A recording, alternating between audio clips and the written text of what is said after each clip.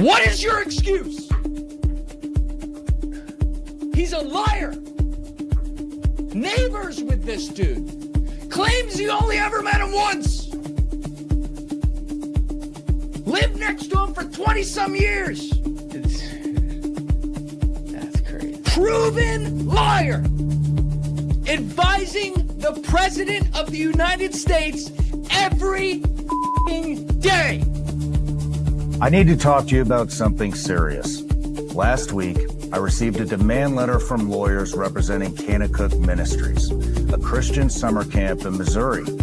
They're threatening to sue me for defamation because of something I said on my podcast with Congressman Ro Khanna. Here's what I said. I brought Elizabeth Phillips on my show, and she talked about how Kanakuk employees have been molesting thousands of kids for years and putting them under NDAs after settlements so they can never come out and talk about their sexual abuse and trauma. Kanakuk's lawyers are demanding I take down that portion of the interview, issue a public apology, and stop talking about this. They gave me 10 days. That deadline has passed. Here's my response. No. Trump telling the American people the Epstein files are done. Stop talking about it. Are you still talking about Jeffrey Epstein?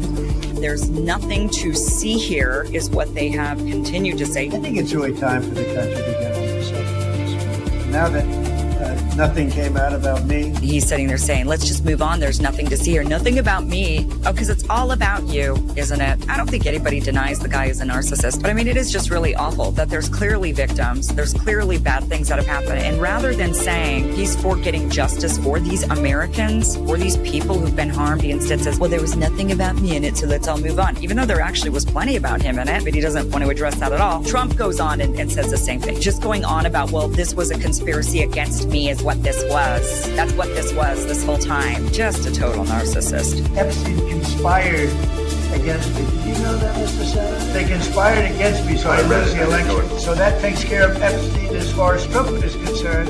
But you got a lot of Democrats out there that are very much involved with Epstein. It's really a Democrat problem.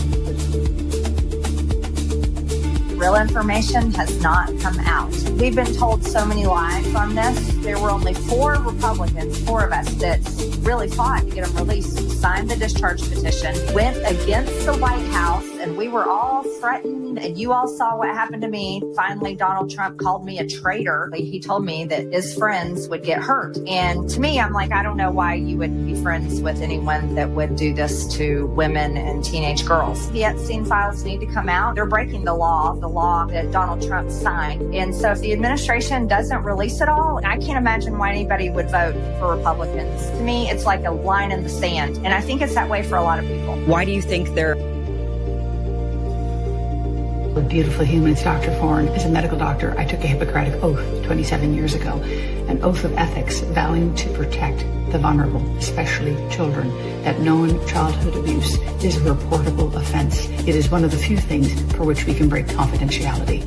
This week, 2 internationally renowned physicians, Dr. Peter Attia and Dr. Deepak Chopra, both came out on the Epstein files. I do not know if they are pedophiles, but they both associated with a known pedophile. Attia, who in his book reports his own sexual assault as a child, grew up to become an emotionally dysregulated man and associated with a known pedophile. I'm disappointed, I'm disgusted, and I cleaned up my bookshelf. I didn't want to have his name looking back at me.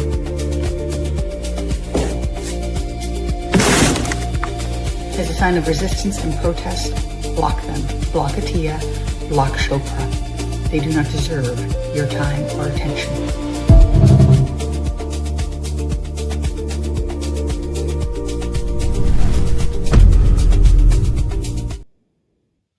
Well, welcome into the meat of the matter, everybody. This is it's going to be a different one today. When we first initially started to, just before I introduce our guests, when we decided to do the show about the Peter Attia factor in this. I had to do obviously I wanted to pull some clips and to feel what people are saying. And this was a very hard one for me to even put together, because the deeper I went down, it went into some very dark places. This is very uncomfortable to talk about, but I think it's our duty and our place, and to actually get this, to talk about it, to get it out there. And where this conversation is going to go today, I don't know. We have a couple of very special guests, just to give a little bit of reasons why before we run our little intro. Lisa, we invited her on to do a live chat on Friday, I believe, and it got messed up with our technology. The internet wasn't on our side that day, so we invited her back to talk about this stuff on Sunday. Now we're going to get into what her take on this is very interesting. And of course, Dr. Jocelyn Foran, we had her on, funny enough, on Thursday, I believe it was Thursday, and we had a great podcast talking about her stance in the medical system, what she's all about. If anybody, she's an amazing, beautiful soul, and if anybody's interested in finding out that side of things, please go to our channel, go to the live that we did with Dr. Foran. So Mark and I asked if she wanted to come and talk about this, because she put up the video, and if anybody didn't see that in the intro, I've got it. We might play it later, but she basically, said a lot of things that we were hoping people would speak out with in this Peter Attia thing. We are going to get into it today, and I hope people get involved in the chats, and we want to know what you're thinking about this. But firstly, we're going to get into all this. I'm going to run the show. This is I'm feeling awkward and almost sick, but I think it's necessary. So we're getting into all of that today. Welcome to the Meat of the Matter, everybody. Is sick and fucking tired of seeing all the carnivore shit all over these fucking... I can't even look at a carbohydrate. Now that I think about it, we probably would. That it doesn't make sense. I was tired of the guessing games, faking health, playing diet names, low fat life, vegan soul, but deep inside I didn't feel whole. Then came fire, then came fat, steak on the plate, I bounced right back. No more crashing, no more drag. You're literally treating your diet like a fucking religion. Look forward to talking about this recent controversy. I've already been doing it for over 2 weeks now. Your fiber intake is fucking zero. There is a constant in the calculation. It is the most toxic fucking diet I have ever seen. Ever. It's not healthy. It is far from fucking healthy. Okay? It is the least fucking healthiest thing you can ever do for yourself.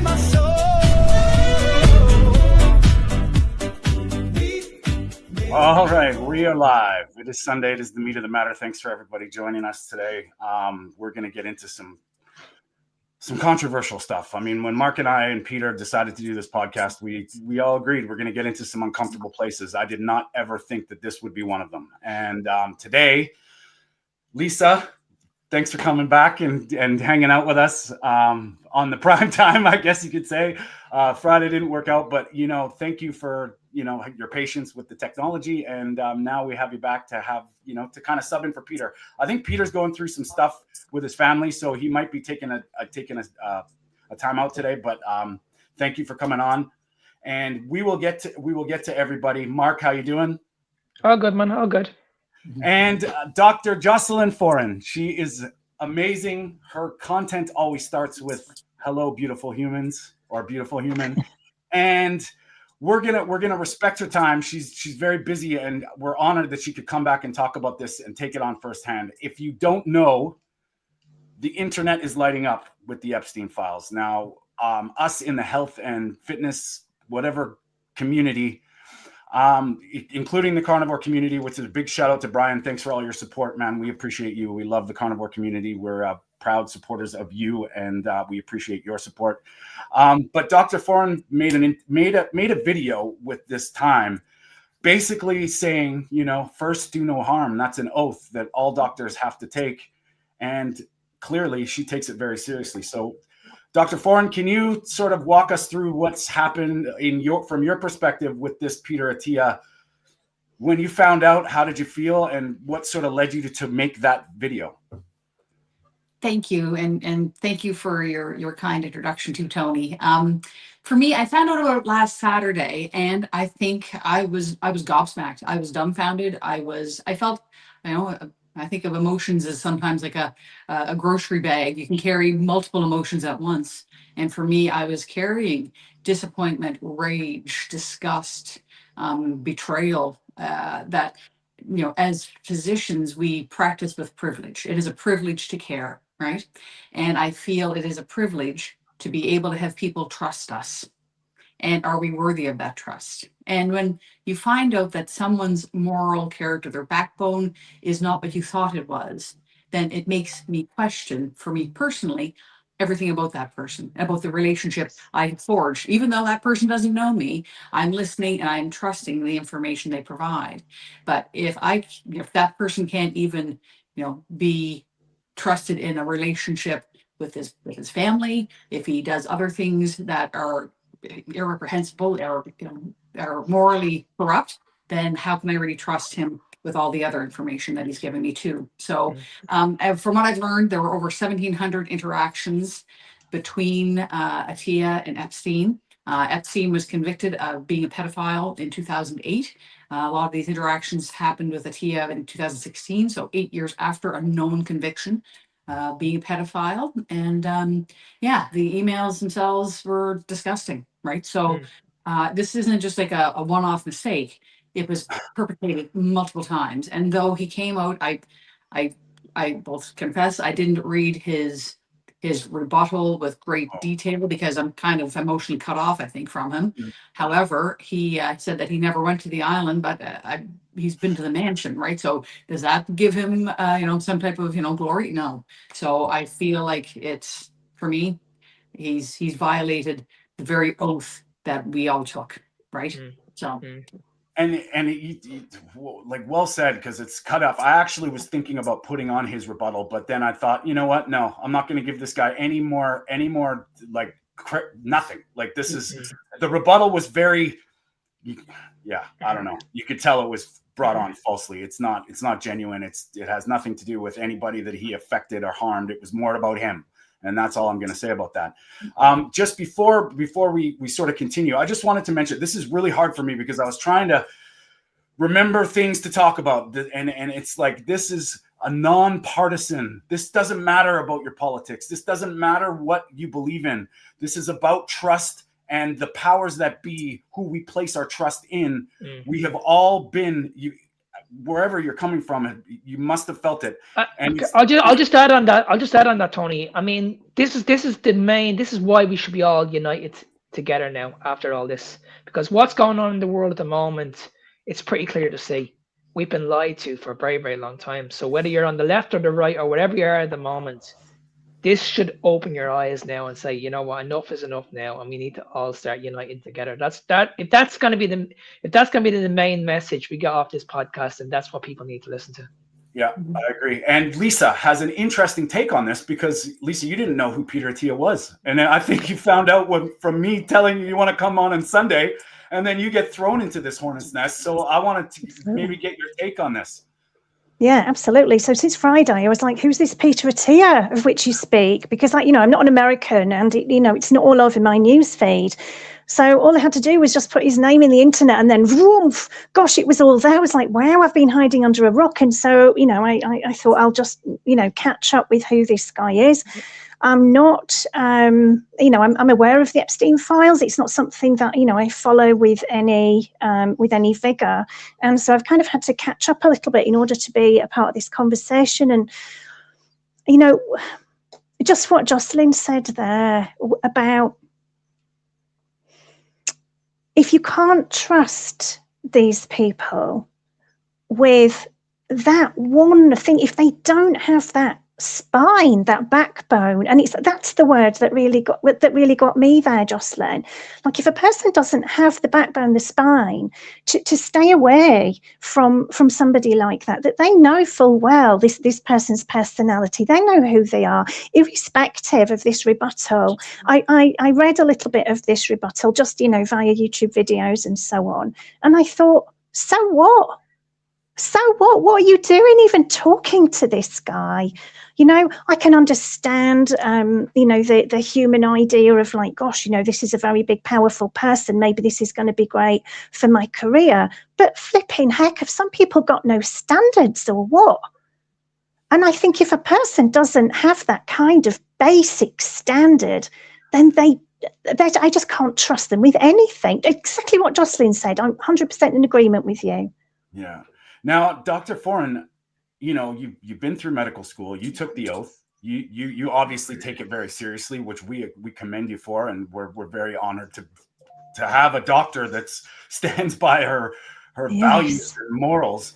How do you feel when you're in medical school? Was when everybody, your colleagues or your class, so to speak, took the oath? Did you even notice anything then? Were they serious? What is your take just from that perspective?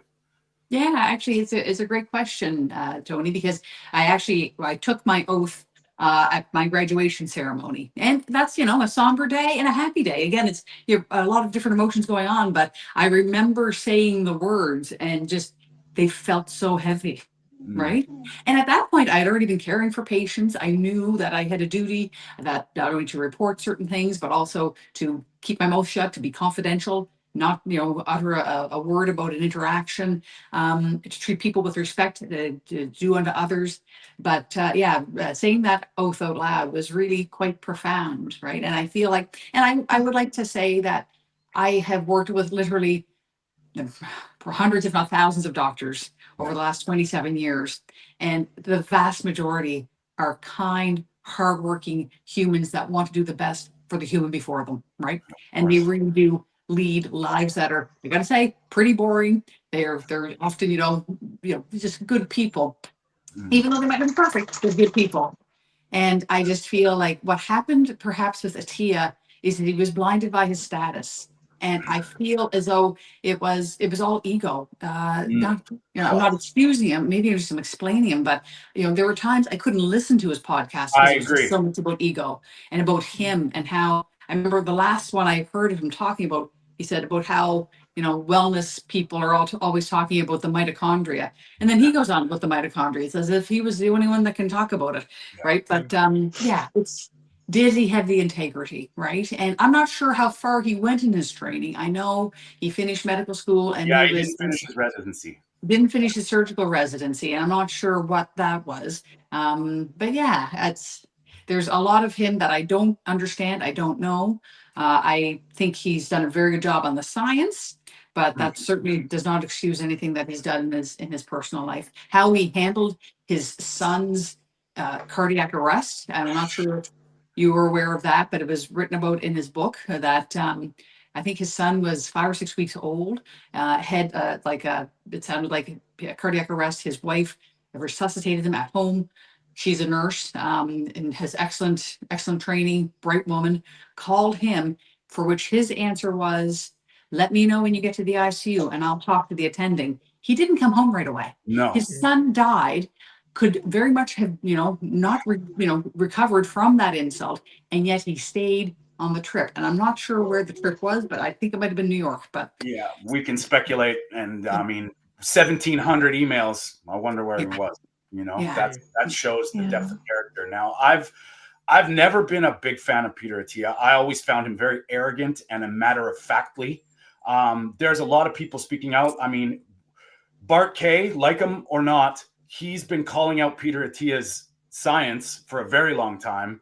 And when he's, it's not about I told you so, especially from that, but this gets into the trust factor. And I think a lot of people in the health, when you're trying to get healthy, we are bombarded with both sides. We're bombarded with this is good, this is bad, you do this, do that.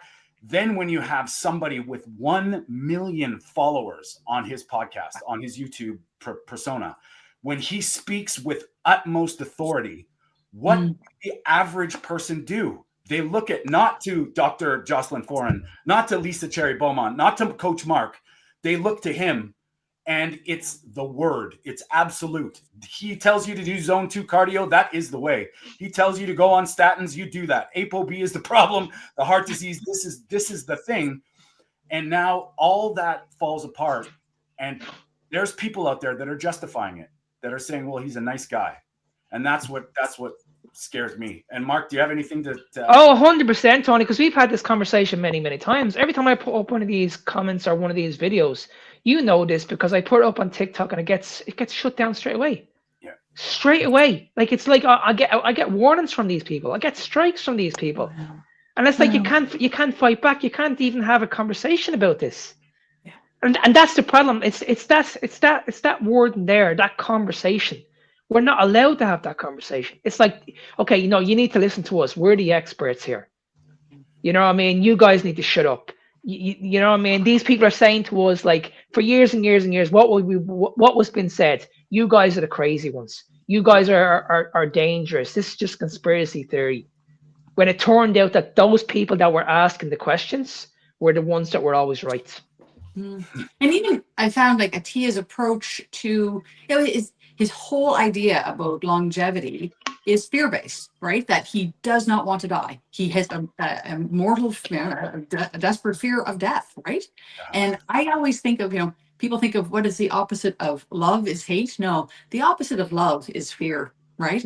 And so he has a very fear-based approach. I think, life is so much better when it's all love-based, right? So, to approach longevity as like, I love getting older and I love being kick-ass while I do it.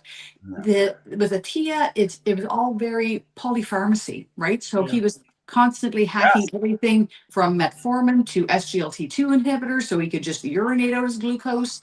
And it just, I don't know, it felt like he was always trying to, he was playing the system, and who knows, maybe he was encouraged to do that from sponsors. I have no idea, but it felt very odd that he would be taking all these drugs, trying to, with no side effects. SGLT2 inhibitors are not anything small to play with.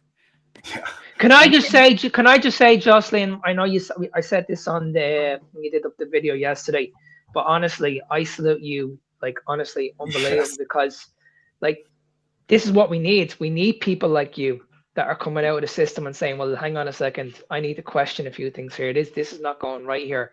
Whereas I know there's a few people in the system that already know this, but are not deciding to make that decision because it could be financial, it could be political, it could be whatever the case is. But it's such a shame that, because I know you're not the only one. There's many people that are in the system at the moment that know this is happening, and they're not deciding to come out, and that's what's really, really frustrating. That for me is the biggest frustrating part. Yeah, and Lisa, not knowing so much about Peter Atiya, obviously, this is kind of you just had the bombardment where, all of us, I know just from knowing you guys a short amount of time, you've come to these things on your own. Dr. Foran, you mentioned you did, in our video, you learned zero about nutrition in medical school. Lisa, I know your story. You something happened to you so profoundly that you had to start speaking out about it, right? Yeah, so how absolutely. do you, how are you processing things right now? Like, what are your thoughts on that, coming from, somebody that's in the UK that's not necessarily Peter Atiya known anyway, if that makes any sense? Yeah. Well, I have to say, what you mentioned is people sticking up for him and saying that he's a nice guy and everything.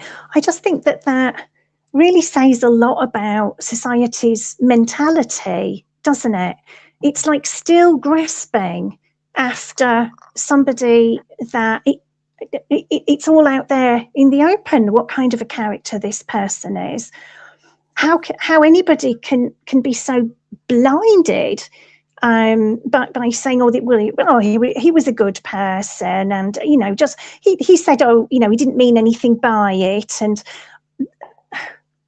I just think it leaves me with a really bad taste in my mouth about society not actually seeing this for what it is, but actually again just making excuses for something which is obviously a lie, a cover-up. It's evil. It's very disappointing, about society in general. Well said, and that's where I come into, as hard as this is to say, silence is complicity. I don't give, we all need to be speaking out about this and not putting up with it at all. Like, there's, in a court of law, I don't know what would happen, but these things are, for any normal person looking at this whole situation, this guy, I'm sorry, is evil. And I'm going to hold back because there's a lot of things I really want to say.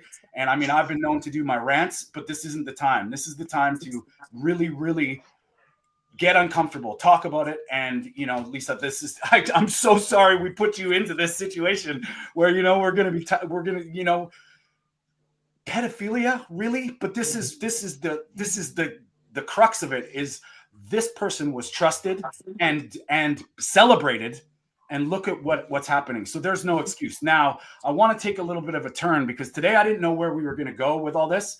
And there's a lot of people that I confided in through the pandemic, through my nutritional journey, through my health journey. One of them is a fellow Irishman with Mark. His name's Ivor Cummins. And as far as logic goes, with his take on metabolic health, what he's done in the past was arguably life-saving for me. And when he came out, I didn't know that he had a problem with Peter Attia back in, funny enough. And I want everybody, because like later on in the podcast, I think there's a pattern here. And I have a theory that sort of dawned on me doing all this research that, and Dr. Foran sort of hinted on it. I think Peter Attia was manufactured by the deep state. And if you pay attention to all the clips that we're going to play today, there's certain times that sort of stand out when this all started, when he's flipped, and we'll get into it. But I want to play this from Ivor Cummins just to kind of set it up, and then we can all talk about it.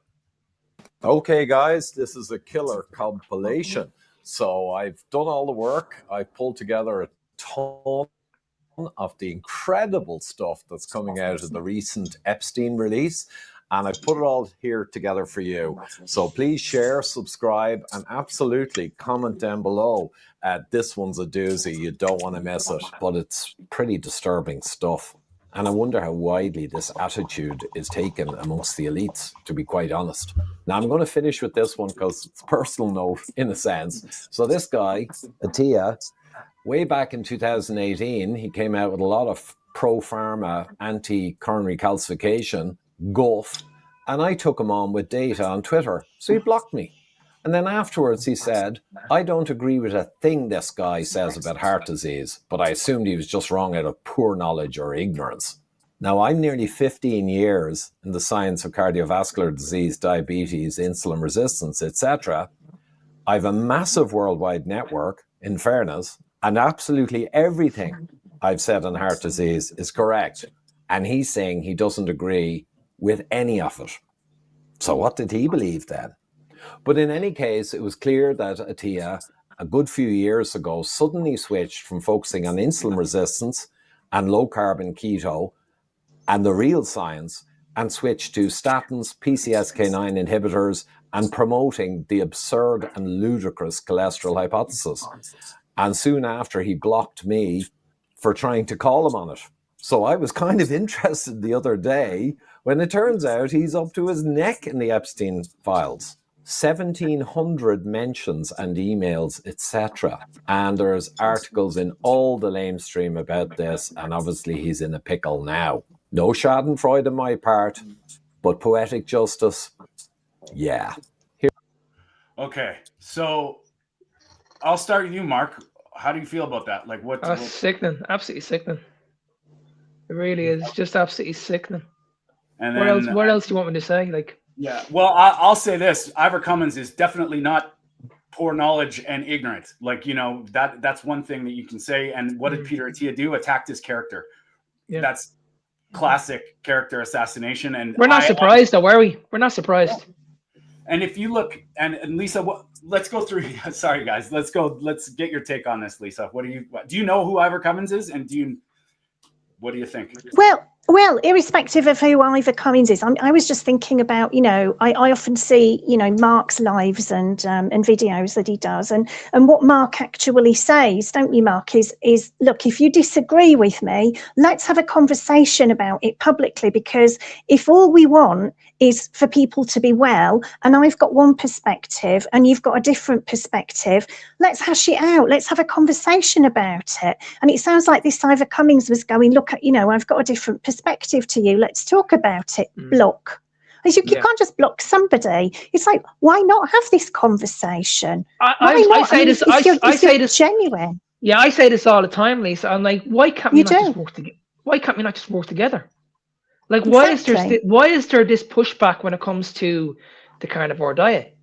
Like, I just don't get it. I just don't get it. Like, people are just like convinced that it's never going to work, and then you have over 1 million people in the world that have, put most of their symptoms into remission, all from high cholesterol, by the way.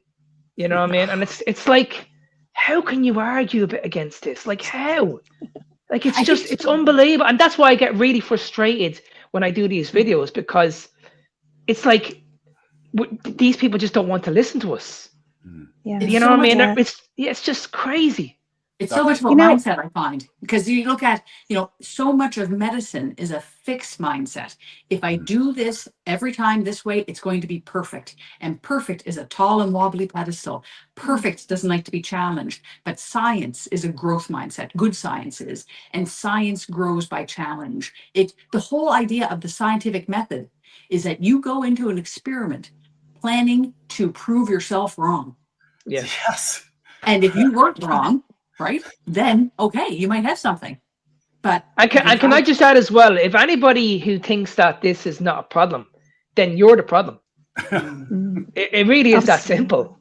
I don't care what anybody else says. If you think that this is not a problem, then you need to look at yourself. You need to look at yourself in the mirror. Definitely, definitely. I reached out. Attia wasn't up for the challenge with Cummins. That's why. Right. So he went into protection mode and defense mode, and he's like, I'm putting up a wall. Now, he mentioned something before. I know you wanted to say something, Lisa, but I'm going to put this timeline back on stage on the show here.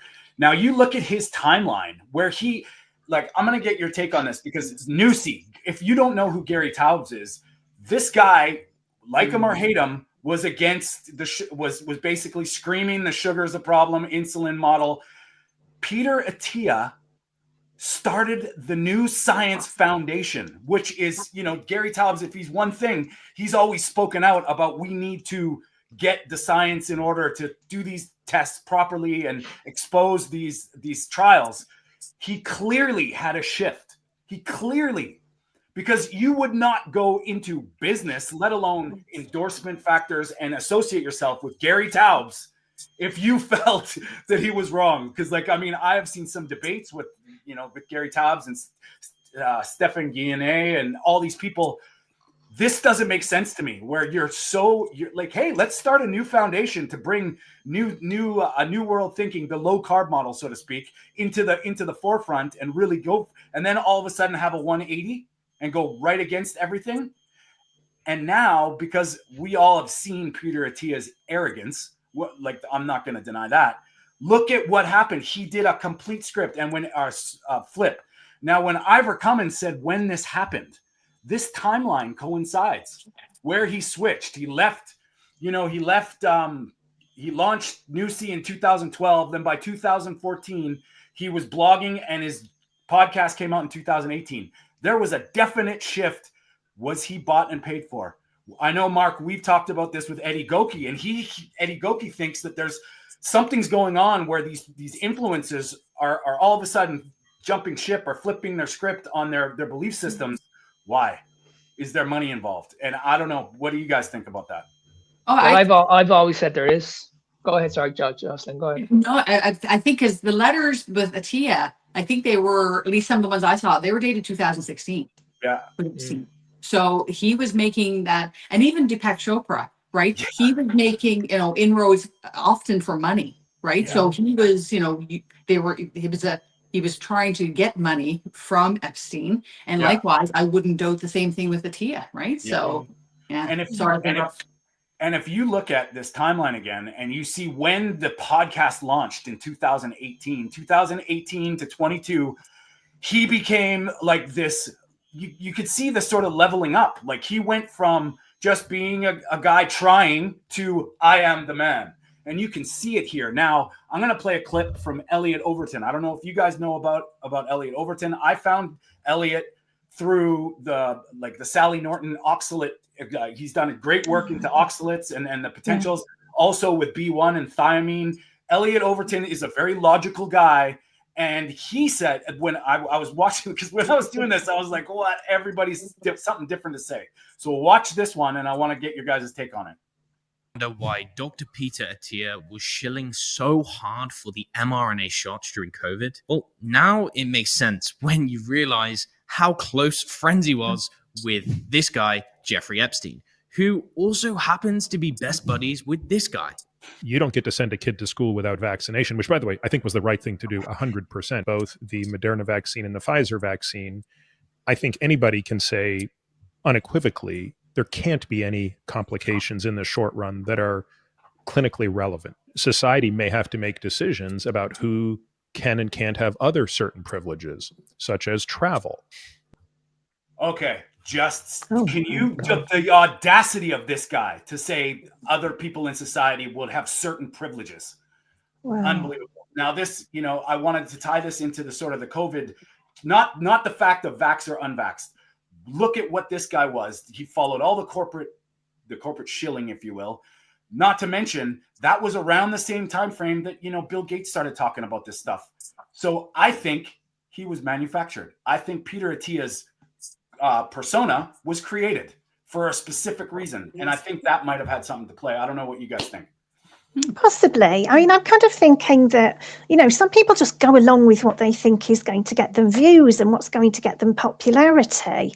And irrespective of whether there's somebody actually behind him buying him, if he thinks that he, kowtows to somebody's narrative and that's going to push him further, then it doesn't matter if there's a specific individual, feeding money into his pockets, more that, this is what's going to get me further. This is going to help the algorithm. This is going to be preferred by YouTube. This is going to get me, more views, more popularity, more ego, ultimately more fame, more success, more money. And I think that is a very big push for a lot of people because, unfortunately, a lot of people just don't have a spine and morality. Yeah.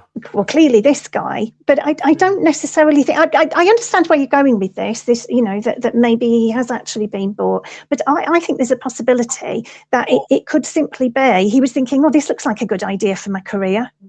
Yeah.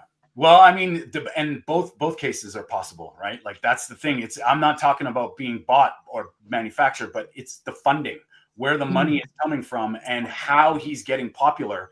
And if you look at his rise to fame, he's all of a sudden on all these podcasts. He's on everywhere, then he's a CBS health advisor, This is crazy. Really? Oh, gosh. Yeah.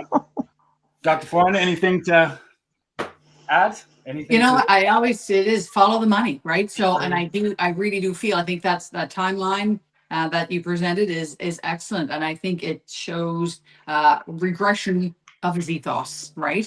That he probably did get some type of financial incentive to change his narrative, to change his perspective, to start promoting things differently. And let's face it, in 2020, so smack dab in the middle between 2018 and 2022, it was a pandemic. So people were listening to way more podcasts. So the timing for him couldn't have been any better, right? It's just that is popularity.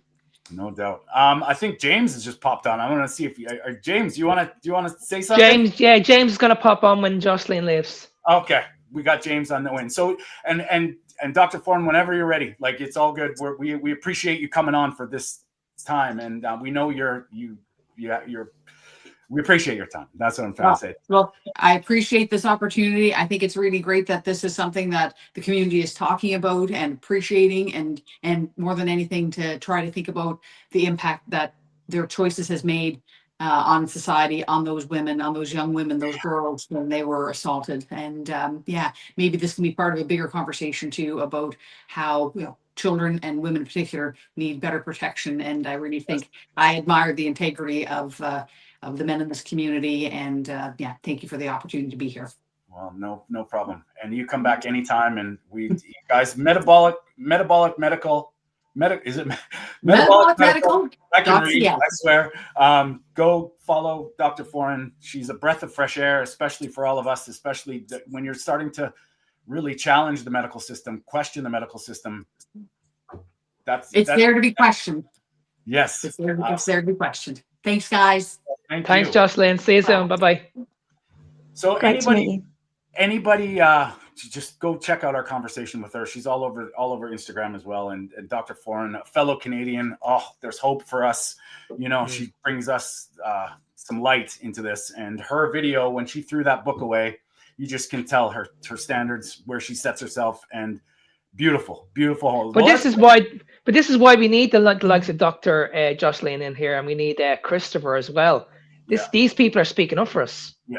You know what I mean? Because we don't have the platform to do this. Yeah. I wish I had 1 million followers watching me every week. I wish I was a Ken Berry or a Sean Baker, but you know what I mean? But we're getting there. At the end of the day, we still have to spread this message, because there's a lot of people that need to hear it. Well, I think that's important. Absolutely. And also, look at the fact that, Dr. Jocelyn is a doctor. And one of the things, some of the pushback that you might get sometimes, Mac, that I get, that you probably get as well, Tony, is like, well, you're not a doctor. You didn't go to medical school.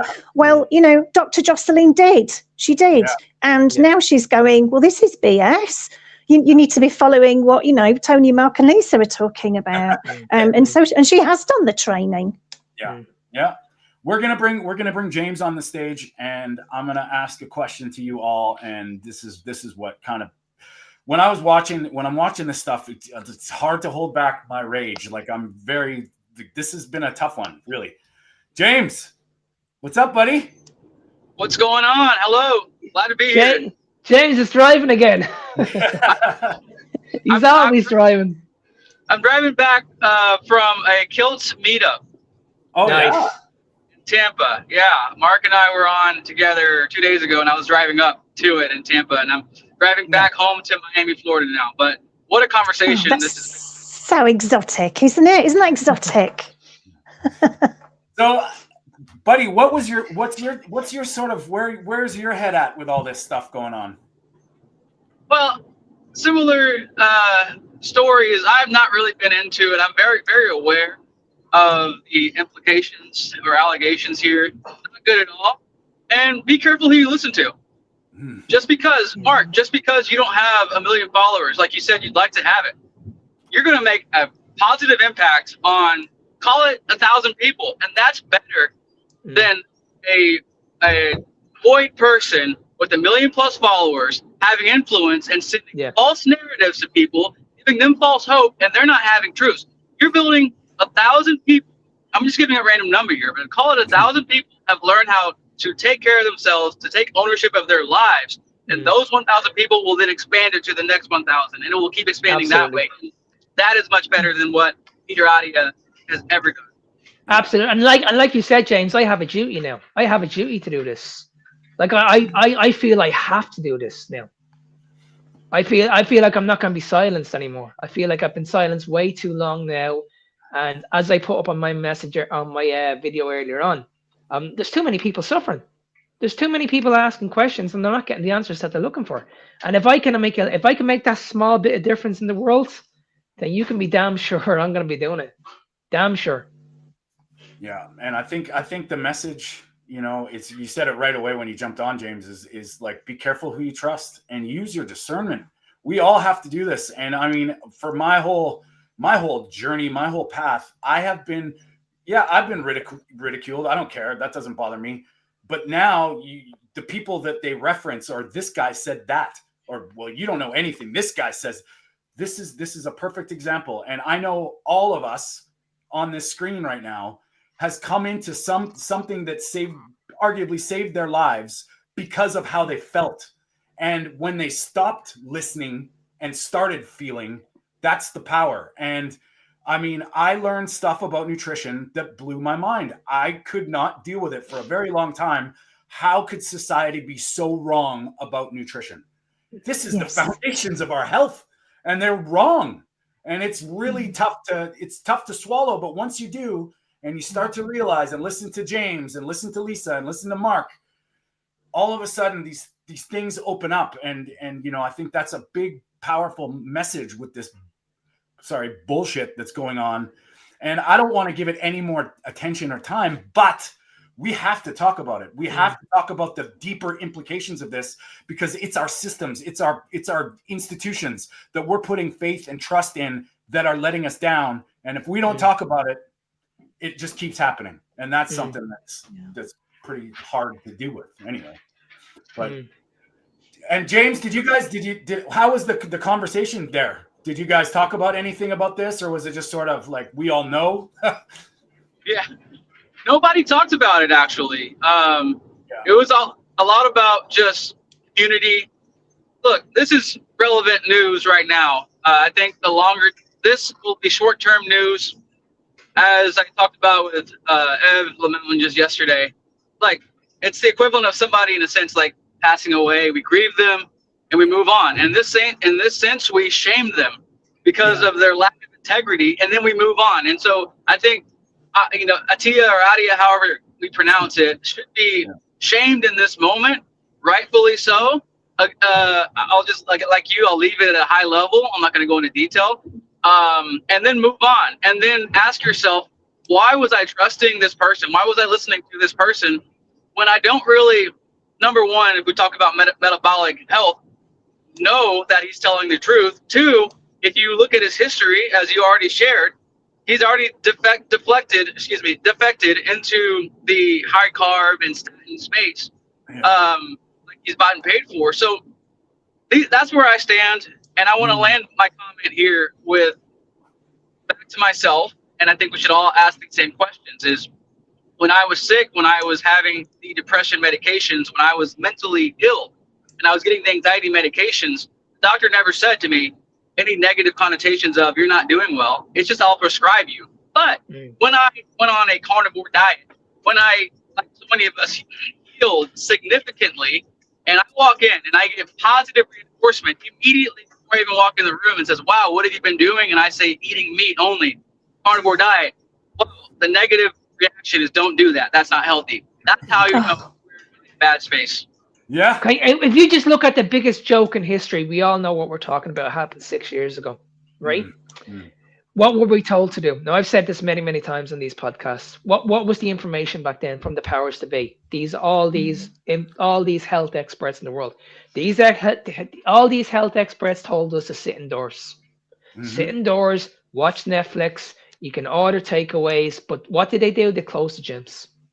Yeah. They closed the gyms, and they were telling people you're not allowed to go outside. You can't interact with people. You can't even talk to people. Yeah. You know what I mean? The biggest farcical in history, and we all took all this on board, every single one of us. And when you look at those who were held accountable, has anything happened?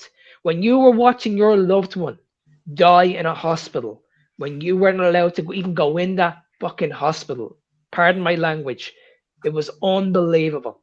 I was hearing stories on the radio that people were watching their loved ones die through a window. They weren't even allowed to walk inside the house. I mean, awful.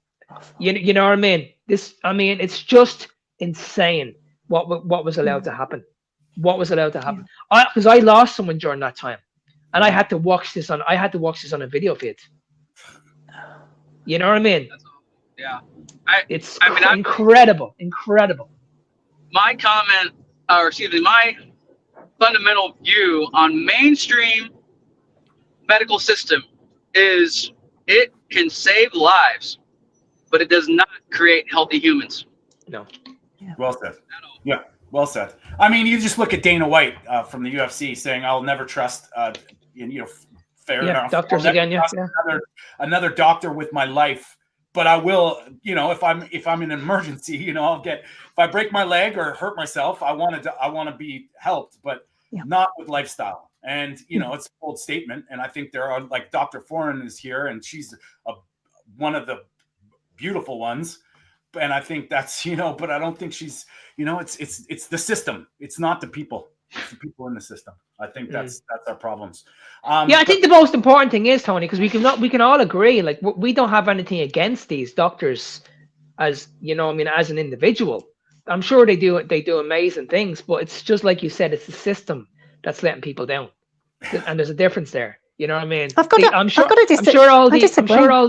Go ahead, Lisa. Sorry.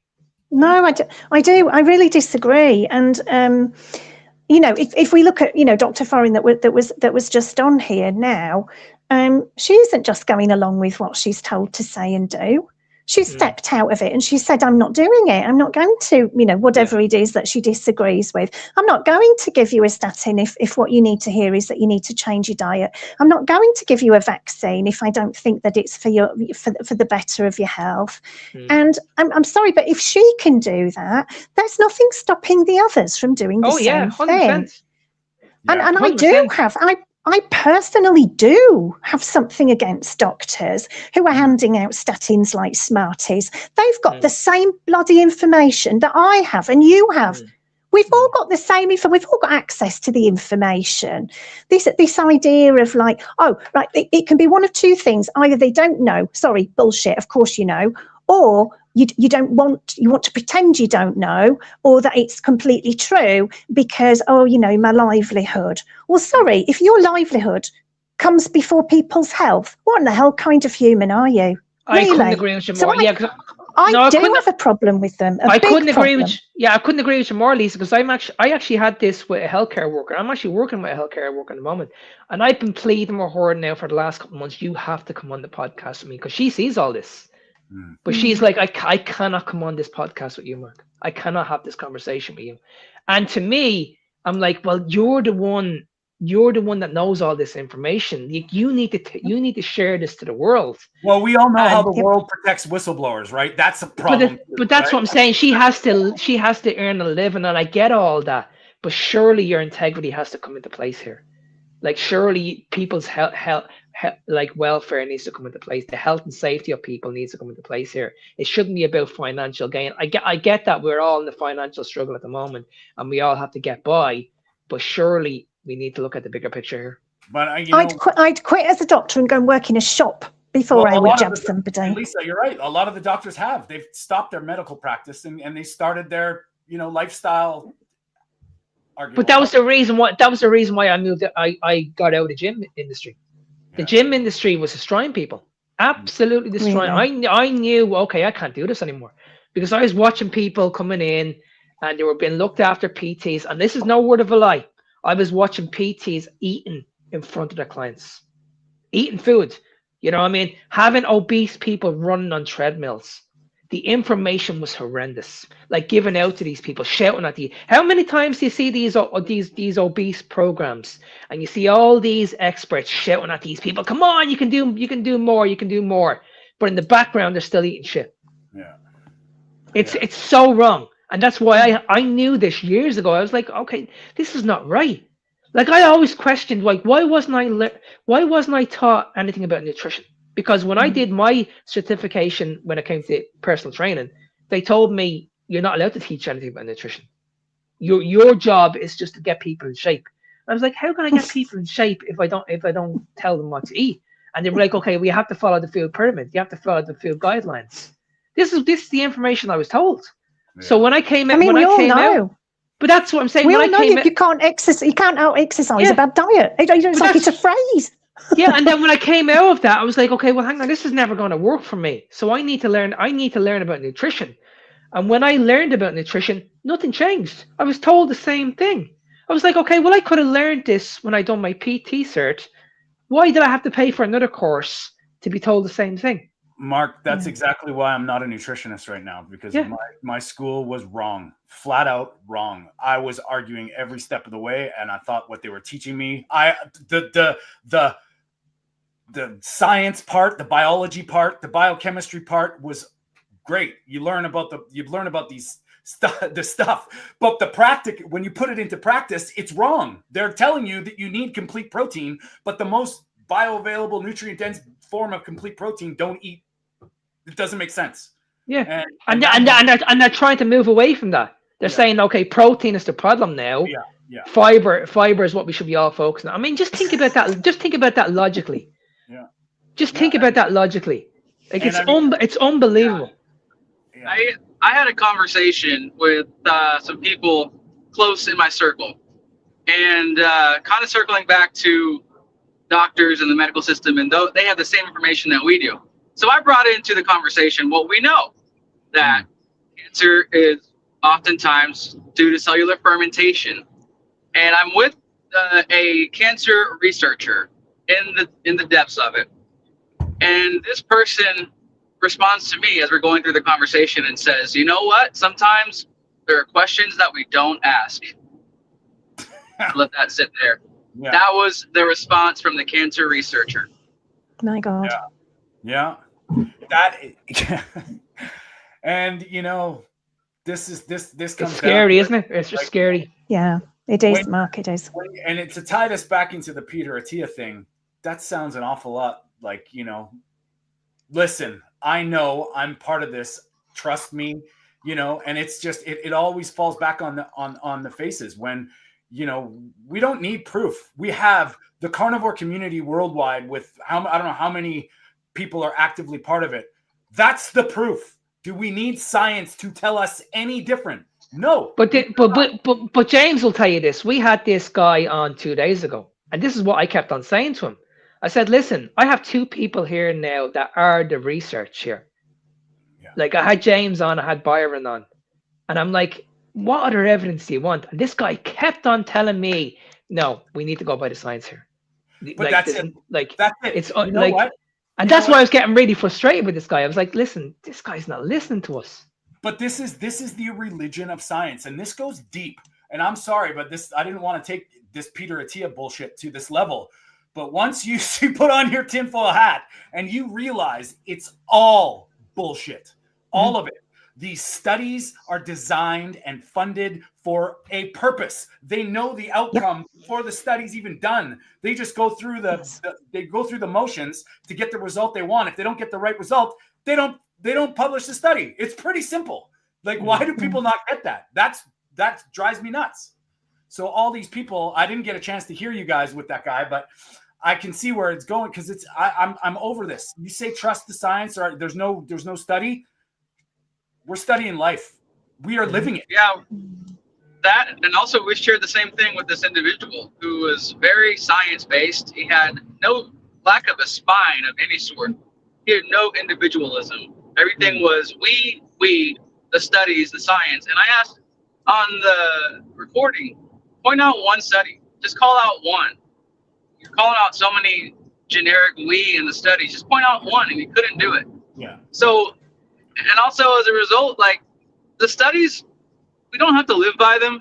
They're a guide. You're right. They're really marketing tools, marketing objectives, and that's it. And once humans or broader humanity can see that and dissect or discern that, then you realize, wow, like I'm not healthier. As we always say, look in the mirror. Am I actually emotionally healthy? Am I physically healthy? For most people, it's no. Or you're progressing in the right way, then you're doing the right thing. Yeah. Exactly. And if you look at Bart K, Eddie Goki, what they say, what they preach is contraindicated. That word is very important because they're not claiming anything is or isn't. They're saying in all of the stuff that's been put out, it doesn't show. And there's a doctor, his name's Dr. Tom Cowan. If anybody hasn't ever heard of him, go check it out. He's pretty wild. It's wild what his theories are. But he says you don't have to prove something. You have to prove something isn't. And that's good enough. If there was a murder in where Lisa's living and they accuse me of that murder, I don't have to say I did or did. I just have to prove that I wasn't there and I didn't do it. I didn't kill the guy. That's good enough. So all these things are pushing us towards this proof, this ultimate proof. It's not proof. It proves nothing. But what we do know is it's contraindicated. You know, I'm not saying eat carbohydrates or don't eat carbohydrates, but the fact of the matter is, if you don't ever eat carbohydrates, you will be fine. You will live. Yeah. That's the thing. It's not about, are they better when you're in a high performance athlete and 10 grams of carbohydrates will increase your bench press 15%. That's not the fucking point. The point is, the point is, like, unless you do it, you cannot keep on telling me it's never going to work. Yeah. Like, you know what I mean? It's just like, it's how can you keep on convincing someone like myself that's been eating this way for 6 years, that's thriving, I'm in the best health ever. You know what I mean? I feel incredible. How can you keep telling me that this is a lie? Yeah. Like, how? And it comes down to that. I think it's about perspective too. What's really interesting to me is about the timing perspective for others. And so, Mark, like you said, is it 8 years carnivore? 6.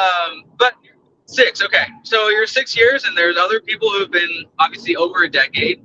But for the people who just learn of it and they see you right now, you are their day one.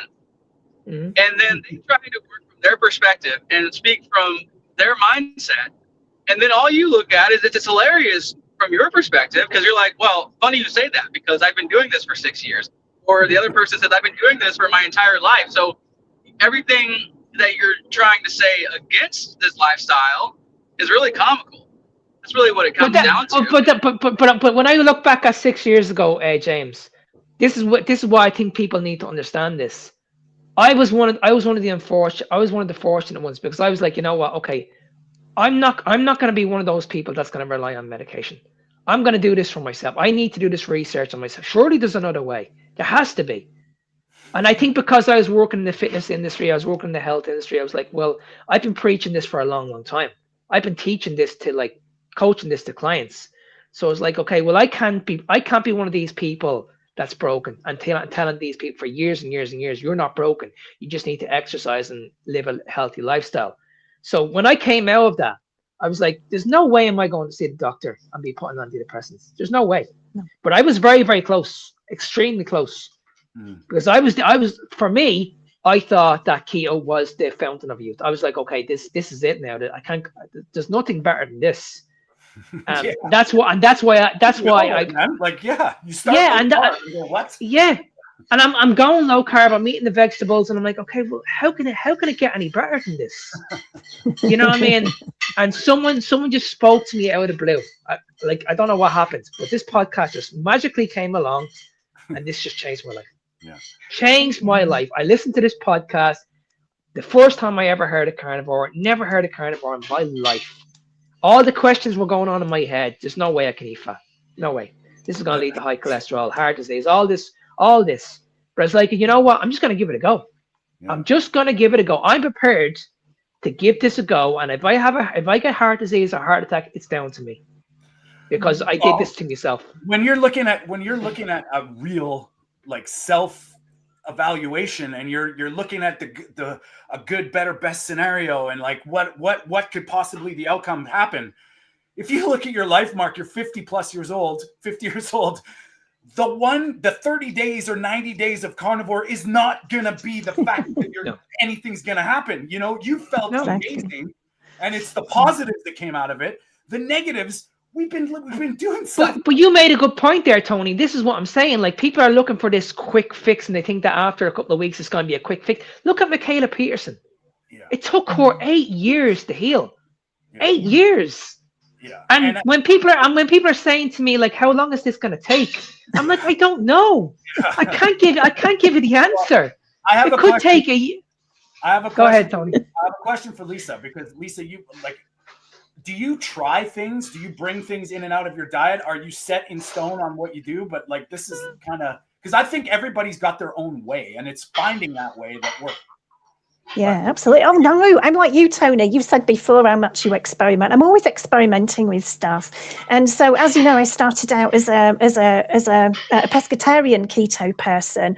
Wow, I was in great shape. It felt like in 2 days, I was like, wow, I feel amazing. And then it just got better and better. But then I introduced meat back into my diet. I'd not eaten meat since I was a teenager, and just like you, Mark, it was like boom, my mental health was everything, all that bad stuff going on in my head is gone, and I just feel like so much like happier and lighter, and the baseline is just much more melodious than it had always been. You know, there'd always been like this sort of grey baseline going on in the background.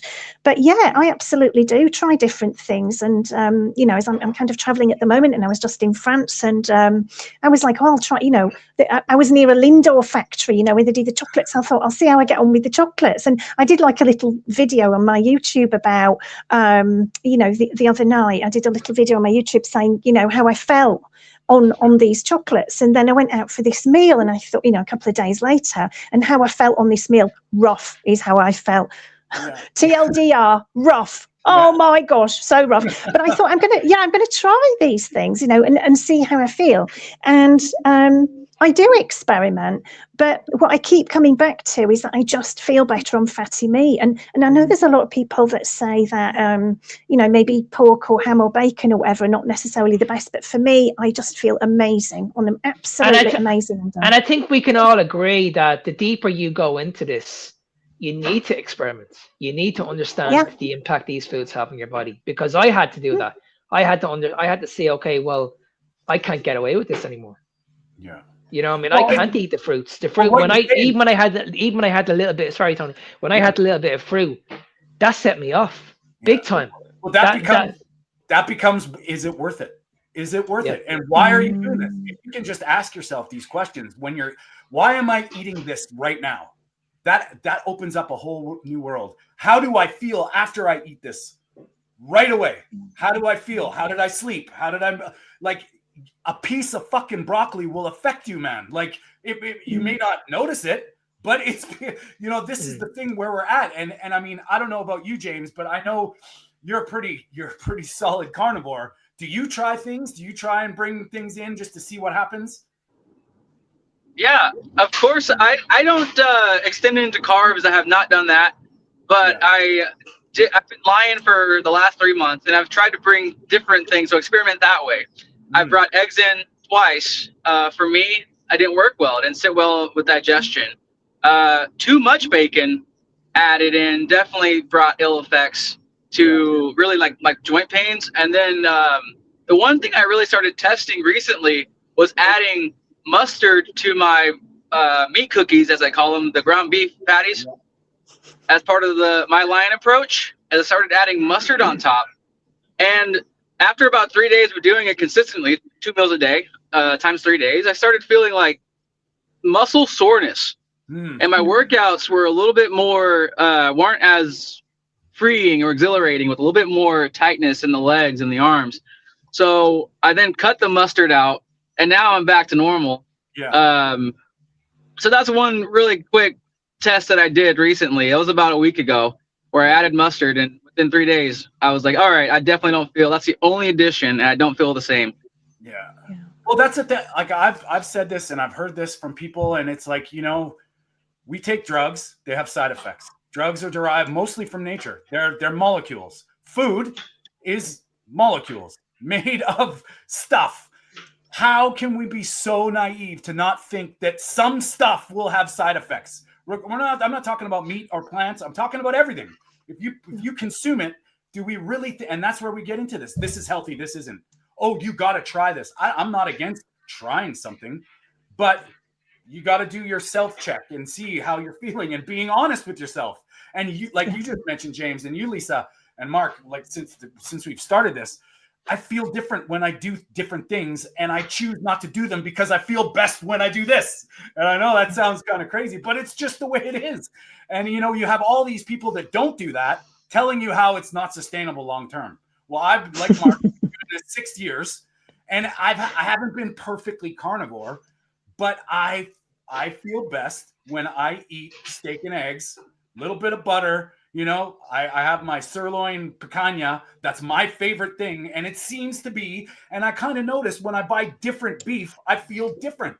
Like we're talking like micro levels different, but I'm noticing everything now.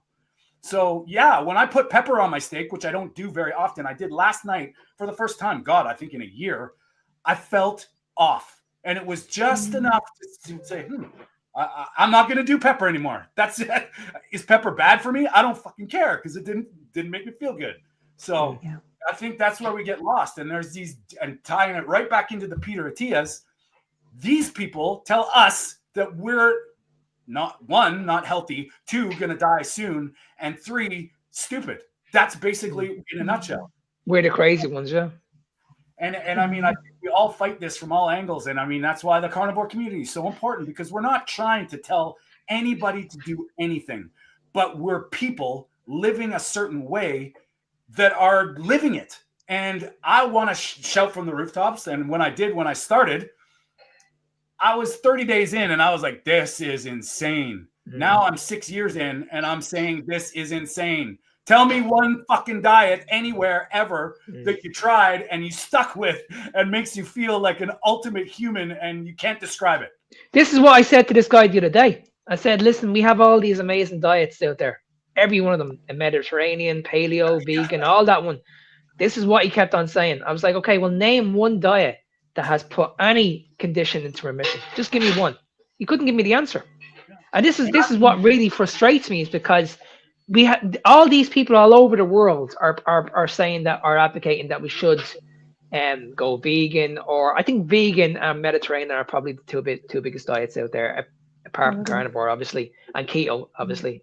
And I'm like, okay, well, if you're saying that these diets are amazing, then why do we have a health crisis at the moment? Well, no, Mark, I got to interrupt you for a second there. No, why is a diet more important to other people than yourself? And if it's not working for you and you're suffering, you're doing the right thing. Yeah, that's the problem, right? Yeah. I mean, you can argue. I have no problem with an ethical vegan not wanting to hurt or eat animals. That's on you. I don't even want to get into this debate, but that has nothing to do with me and my body. That has nothing to do with health. And that's where we get. And if you want to go deeper and say, okay, we shouldn't be hurting the animals, we shouldn't be hurting the fucking human beings either. You know what I mean? Exactly. Like, that's what it comes down to. Like, I mean, if you're telling me who should I choose, an animal or a human being, I'm sorry, the human being all day long. All day there's long. no argument. There's no argument about what we. No argument whatsoever. There is an there's no argument about what animals should be fed. You're racists. Well, I think part of it. Go ahead, James. What is it? Well, I was going to say, what is it that pandas eat? Do they eat like bamboo shoots or something, don't they? And the reason that, if we keep pandas, we give them bamboo shoots, because that's what they, whatever. Then they're not real. I've seen them. They but they eat bamboo shoots, don't they?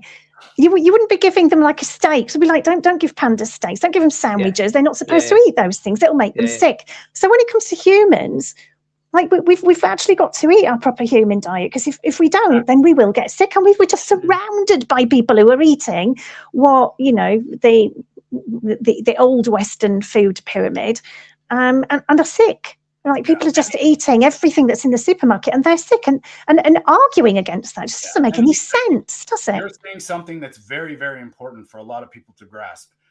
You can argue all day long what it is, but there is a species-specific diet for human beings. Right. We all can, till the no pun intended, till the cows come home, argue what that is. I've got a pretty good idea about what makes me feel good, but you know what I mean? And you're right. This is a species-specific diet that will help, that will lead you to being healthy. And there's a pretty good indication that every one of us here and everyone probably listening has felt that in some way, shape, or form. And, is it about the little bit of pepper that you're putting on your steak? Could be, but probably not. But it's, we all gravitate towards what makes us feel best. And I guarantee you, I can almost vouch for all of you, Lisa, Mark, James, Tony.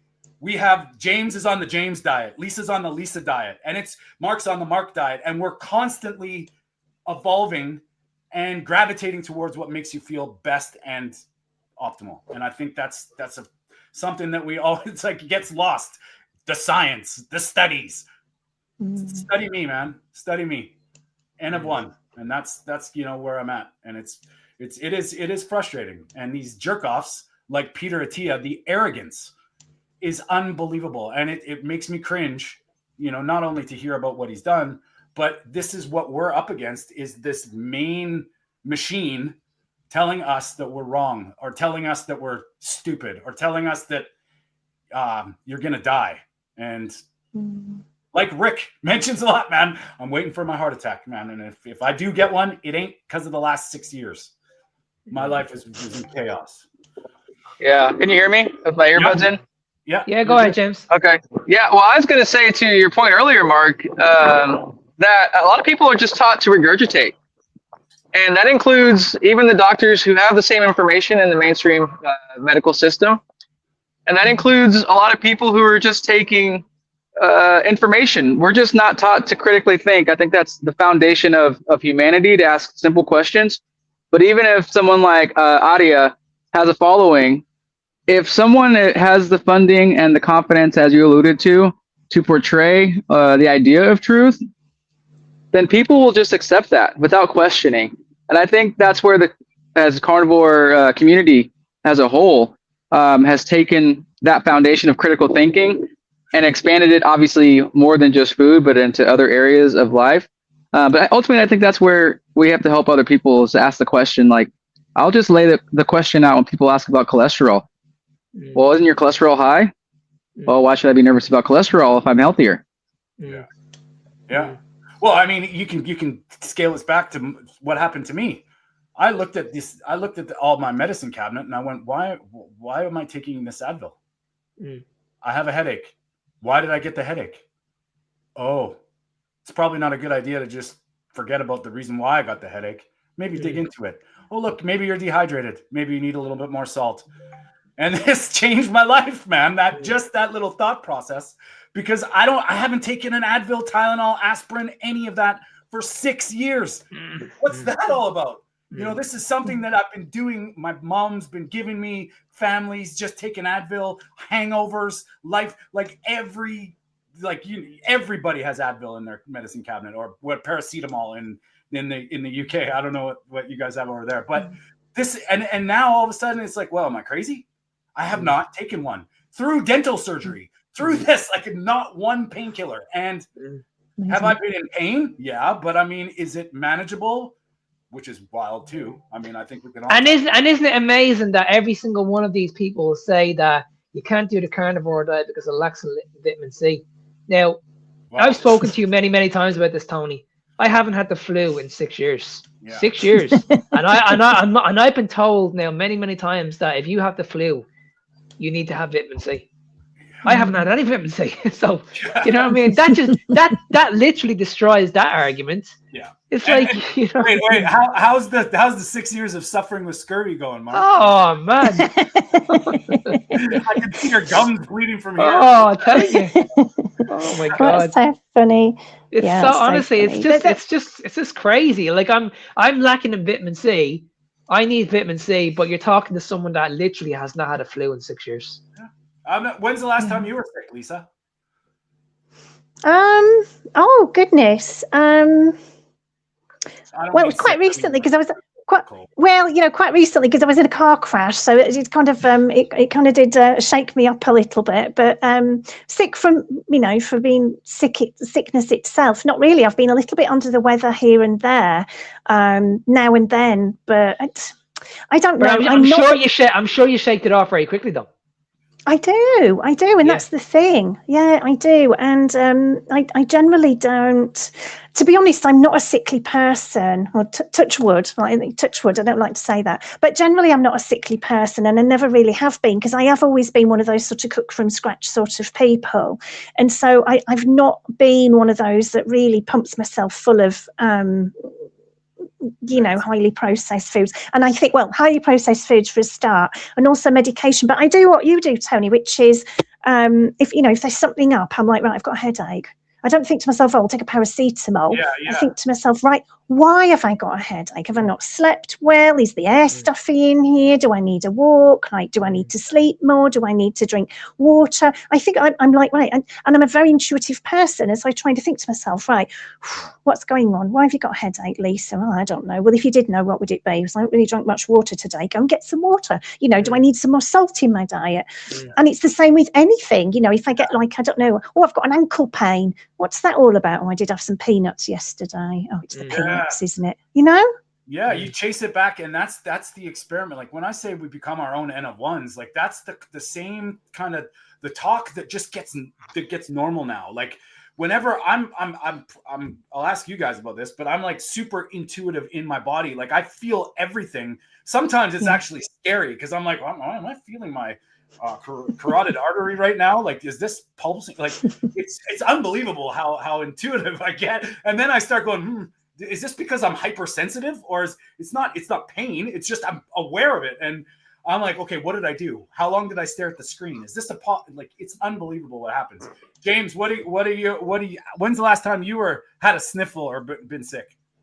Yeah, I love this conversation. I'll attest to Carnivore helping me not get sick over 365 days.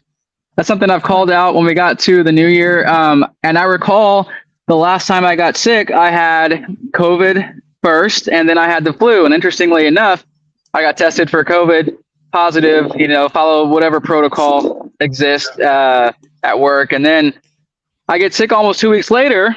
Again, this is a year ago. And I go to the doctor and I say, hey, I think I have the flu. It's funny. He defaulted to saying, no, you have this type of COVID. This can happen. And I'm like, I just had it. I got tested for it. Anyway, I get tested. It's the flu. Funny. It can happen. But all that to say, it's been over a year and I have not had a cold. And something that I'm really enthused about by hopefully metabolic optimization is when I have symptoms of a sickness coming on, it goes away within half a day. Sometimes I feel the sore throat. Sometimes I feel a runny nose, and then suddenly it's like the body's recovering quickly, and you're not even getting to that phase. Yes. I do the same thing. Yes. This is actually what I do. If anybody wants to try it, I take a cold shower every day. I've been doing this. It was a New Year's resolution 3 years ago, and I do it every day. I can't take a shower now without flipping it on the cold and getting cold. But whenever I feel sort of like maybe a tickle or just kind of, we all have these off days, and I know the body's starting to kick in. I take a 5-minute hot shower, flip it cold, and I do that 3 times. And it's like an energy blast after it. And it's like the immune system comes alive. And I mean, I'm like Mark, aside from one bout of COVID, because I was very run down, working like 12-hour days, 5 days in a row. And my boss had COVID the whole time. And I didn't get it for 7 days later. And then my body finally went, you have COVID. But I mean, for me, it wasn't bad. It was just like, whatever. But I didn't take any painkillers. I didn't take anything. Good. Well, can I add too? If I'm ever sick, I always say to herself, if I'm ever sick, throw me out in the sunshine. Yes, yeah. Just leave me out in the sunshine. Just leave me out there for a couple of hours, and I'll be fine. Yeah. Yeah. I would also say, as a testament to actually healthy metabolism, really, and healthy body, is that I went through this entire year, and I work with people who have kids, and I work with people, obviously other adults, in close proximity. And everybody went around and like, oh, I'm feeling sick today. I'm going to call out, and the little micro epidemic that happens within work offices happens. And the whole office was wiped out. I didn't miss one day because of a sickness. Wow. Well, James, show me a study that proves that. Okay. Like what the hell? Yeah. Well, it'll be a while. No well, this afternoon, because I'm sort of trying to recover a little bit from the shock of the incident at the weekend. So this afternoon, I was outside. It's not like the best weather. It's not like it's not sunshine here. I was out in my Wellingtons, and I thought I'd just kick my wellies and my socks off, and I just stood there on a big slab of stone. The dog's like going, "Come on, what are we doing? Come on!" I was like, "Just wait 5 minutes. I'm grounding," and I thought I'll just give myself that little 5 minutes of grounding, because it's important, isn't it? We walk around with plastic shoes on all the time, or we're walking around on lino or whatever, and we do need to ground ourselves. I don't have like a grounding sheet or anything with me while I travel, but it's just a little bit of something that I think can, if there is any inflammation in my body, then it'll help to reduce it. That's I was actually just on that point as well. When I was in Florida recently, I was actually taking out my runners walking around the parks, and no word of a lie, the rangers used to come up to me were coming up to me and saying, "Put my runners back on." Like, honestly, and I was out in the open, and these people were coming up to me and saying to me, like, "You need to put your runners back on." I'm like, "Why?" Like, why? Tell me the reason why. It's unbelievable.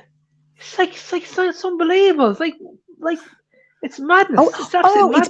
It's because in the States they've got that suing mentality, haven't they? It's like if you hurt yourself on a piece of glass or a stone or, I don't know, a metal ring pull off a can or something, you might sue them if you've got your shoes on. Right. Like, please don't sue us, just put your shoes on. Safer all round. Yeah, that's gonna affect my health. But the guy over there is bleeding, eating processed food and all this crap, and you're not worried about what he's doing. It's like the hypocrisy is unbelievable. He's going to choke on a Dorito. How's everybody doing for time? I love it. About another 5 minutes and I'll be done. Yeah. Okay. Well, I'm good. Yeah. Lisa, how are you doing? How's Yeah, I'm good. Yeah, I'm good. Yeah, my dog's calmed down now. He was going a bit crazy. He was humping a cushion when we first started. I thought, please don't do that right now. But he's fine now. Well, I like how this one got a little bit lighter because it was a tough one for me to do the research and where this was going. So I'm glad that we get James. Thanks for coming on and brightening up the show, quite literally. And we're all jealous of your son because it's been raining for 65 days straight here in Vancouver. So we've been. Oh wow. Yeah. Oh yeah. It's raining. Actually, I'm lying. The sun's peeked through, but I wouldn't say it's the same as Florida. No. So how is the weather where you guys are? Lisa, you're in Spain. Weather must be pretty good. I am in Spain. It's not too bad, actually. Thankfully, I'm not in the south of Spain where they've had some terrible flooding. I'm actually in the north of Spain, not too far from Pamplona. So it's all right. It's it's not freezing cold. It's not snowing or anything like that. Mark, how's the weather in Ireland? Yeah, it's great. It's fine over here. Actually, it's dry. It's mild. Actually, it's not too bad compared to what it was a few weeks ago. But James, you're in one of my favorite places. I go to Florida every single year, and I'm going again next year. I'll have to meet up with you next year. Oh yeah, I can't wait. I don't know when you're down the border for. Are you near? Well, I go to the parks. I'm up there quite regularly every year. So if you're there like at Christmas time, we'll definitely meet up because I'll be definitely going back at Christmas time. Okay, yeah. I always love to meet carnivores in real life. That's awesome. Well, I think this might be a good time to wind it up because everybody's got to get out in the sun and get their grounding done. Maybe have a steak. I don't know. It's you guys. It's still morning for me, so I'm not eating for another 4 I would say it's evening here. The sun's gone in now. Yeah, It's gone. Yeah, it's finished. nearly time for bed, Brian or Tony. Yeah, right.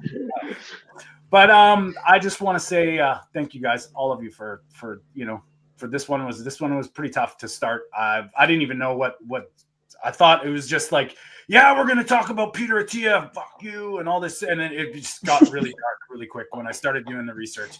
So I've actually decided, if anybody's interested, I'm gonna do one of my truth streams maybe in the next couple days on my channel alone, because I'm gonna take this tinfoil hat time and go into some of the stuff that I uncovered, which is frightening. And I don't think this is the place because, as much as we got to talk about it, there's some stuff that I don't want to put. It's really hard because you don't know what's true out there right now. I mean, especially with the deep fakes and the internet stuff, and anybody can manipulate anything. And it's really, trying to stay true to what we are and the information that we're giving.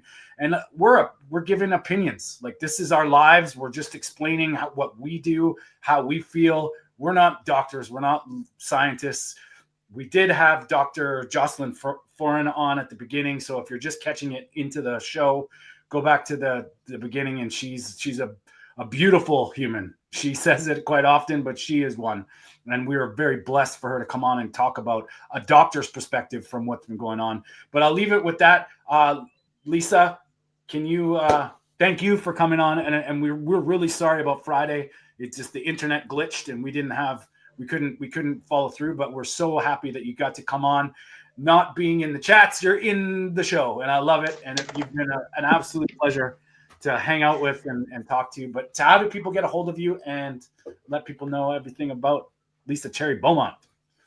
Absolutely. Oh, it's been my pleasure. I'm so pleased to be here. Thank you very much for having me on. And if anybody wants to, probably the best way to find me is if you go to my website and go to ketogentility.co.uk, or find me on Facebook under Lisa Cherry Beaumont. I've got a Facebook group for keto beginners in the UK, so I get people over that hump into keto, and then eventually I kind of push them more toward carnivore if they need it. So yeah, you can get in touch with me. I'm all over the internet under Lisa Cherry Beaumont, or go to my website, ketogentility.co.uk. I'll be very happy to hear from you. Feel free to message me. Awesome. And James, your energy speaks. We can feel you through the connection, buddy. Always a pleasure talking to you and listening to what you have to say. And thanks for jumping on and hanging out with us, because you're always welcome and we love you. How do people find you, and if there's anything you want to let people know about? Yes. Well, thanks for having me. I always, I'm always watching every Sunday or most Sundays, and appreciate everything that both you and Mark are doing weekly and daily on this. If people want to connect with me on social media across YouTube, TikTok, or Instagram, it's James Eats Carnivore, all one word. And the one message I would like to leave at the tail end here is alluding to what you're saying. We don't need to source truth out of scientists or doctors. The truth is the truth. Well said. Well done. And you're gonna send us off today this time, buddy. I want it. We're gonna do a carnivore baby. I'll cue you, Mark. Don't let me. Anyway, Mark, where any last words? Where do people find you? Yeah, I just want to say, I want to echo what Tony said. Lisa, James, thanks very much for coming on, and Jocelyn, thanks amazing for coming on as well. And I just want to say as well, we'll be interviewing another doctor this week. Her name is Anna Rosa, I think her name is. She's actually featured in the documentary Keto, something like that. Brian is actually doing a promotion on it at the moment. He's actually promoting it. We'll be interviewing her on Friday, so it'll be interesting to see what her take is on all of this as well. So there's plenty of stuff to look forward to in the next week. And if you guys want to reach out to me, just key in Fitness Beyond Time. I'm on all platforms. I'm on social media. And if you want to reach out to me, send me an email at nsmark93@gmail.com. Well said. And now I've got to mention the carnivore community worldwide. Brian, we love you, buddy. And I know you guys are a very big part of that, James and Mark, and we're all sort of in this together. Go support them. If you're not already on YouTube, go subscribe to the carnivore community worldwide on YouTube. Everybody needs to join together to push this message. And it's just real people talking about real things and doing, like, it's wild. So please support them. And Brian, we do love you. We're going to get you on and talk about some things soon because, he brings a lot of weight. And congratulations, by the way, Brian. He just got his certification. He's a carnivore coach. He's in full effect. We love you. And of course, Mark and Victoria Olsen's Carnivore Evolution podcast. It's on Apple Podcasts, Spotify, on YouTube. They're a little bit more one-on-one, and they have these great conversations with real people, real healing. And please go follow them. We love Victoria. She's amazing. She's a beautiful soul in the community. And of course, Byron, we love you, buddy. Thanks for chiming in. Our music is kindly done by Byron Funk, Carnivore Beats. He helps us out, and we love him. We appreciate him and all the music that he does. Go follow him on YouTube and TikTok, Carnivore Beats YT.